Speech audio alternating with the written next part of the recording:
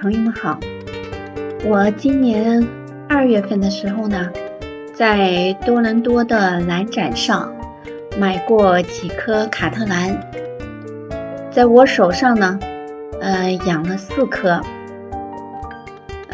后来呢，我给大家看过它们开花的样子。又过了一段时间呢，我给大家看过它们开始萌芽的状态。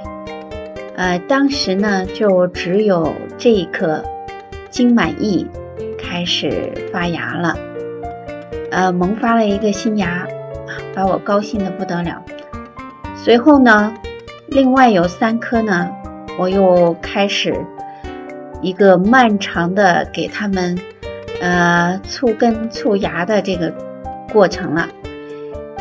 当然首先是要长芽，长了芽才会长根。那当时呢，这几盆花开了以后呢，它们完全没有芽，可以看到有芽眼，但是因为根几乎都黑了呢，所以就没有立即发芽。我呢，想了很多办法，最后呢，我选择了就是现在大家看到的这个方法。就是半水培的方法。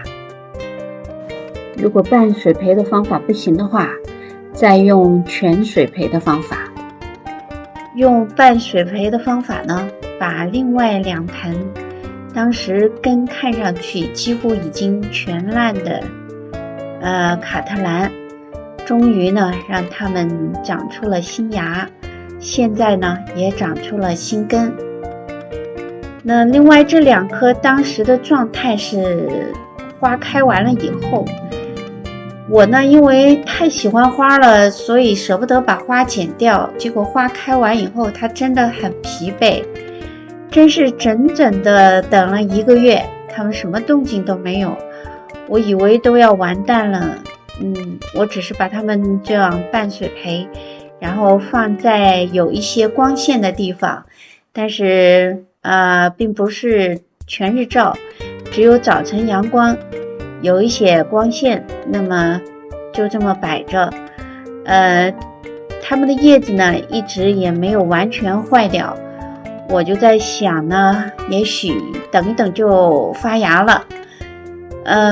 终于呢，皇天不负有心人，我真的终于看到了这2颗根已经几乎全部完蛋的卡特兰长出新芽的样子。真的很不容易。我虽然呢养了很长时间蝴蝶兰，但是卡特兰呢我养的时间不长，也都是在网上学习。那经过这一次的尝试以后呢，4颗里面呢，我养活了3颗。现在我可以说我养活了它了，因为不仅它们长芽了，而且芽上面呢也都长新根了，所以我知道它们活了，并且完全适应了我家的环境。那后面如果不犯什么重大的错误呢，它们应该都不会有问题。那我想告诉大家的是呢，除了我用这个半水培的方法非常好以外，就是在它这个塑料盆外面再加一个玻璃容器，然后底部放水。我呢是用厨房纸把它搓成一根像绳子一样的，一半呢放在水里，一半呢放到戒指上，就是这个帽子放到这个戒指上。那么这样呢，它这个水台呢吸饱了水分，始终保持湿润。显然呢，它很适应这个方法。那么我有1颗呢给我养死了，那1颗被我养死掉的呢，犯了什么错误呢？非常关键。犯的错误呢，就是因为它本身呢就有一个黑杆了。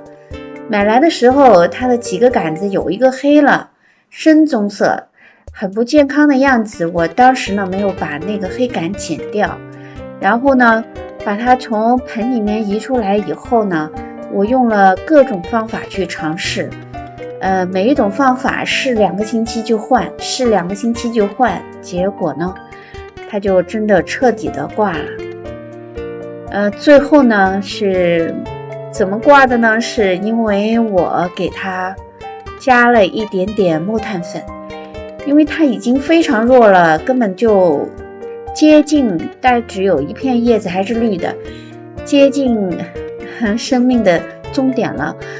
完全没有力量的情况下，完全不能够按照中国人的说法叫虚不受补，它完全处于这种状态，我还给它施了木炭粉，结果它就完蛋了。但是呢，另外这3颗呢，我都给它们加了很少量的木炭粉，非常少量，大约呢就是绿豆那么大一点点，然后磨成粉，就那么多的量，一点点放进去的。大家如果细心的话，会看到我在这个戒指，就是水台旁边呢的那个厨房纸呢，有一点黑黑的，那个不是长了霉，而是因为我放了木炭粉以后呢，它变黑了。我是想要用木炭粉呢给它消毒的，但是那一颗就是不行，因为它太弱，所以其实很弱的苗呢，什么都不能做，就放在那里。你用什么方法就用什么方法，不要变。